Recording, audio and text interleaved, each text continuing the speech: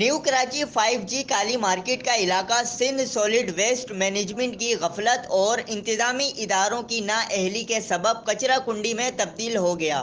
اس گندگی سے بے حال علاقہ مکینوں کا کہنا ہے کہ نیو کراچی 5G کالی مارکیٹ کا علاقہ پچھلے 2 سال سے کچرا کنڈی کا منظر پیش کر رہا ہے، لیکن اب تک اس علاقے کی صفائی نہیں کرائی گئی، جس کی وجہ سے کئی مختلف بیماریاں جنم لے رہی ہیں۔ اس گندگی کی وجہ سے نہ صرف علاقہ مکینوں بلکہ نمازیوں کو بھی کئی مشکلات کا سامنا ہے، لیکن انتظامی ادارے اور سندھ سالڈ ویسٹ مینجمنٹ کا عملہ سو رہا ہے۔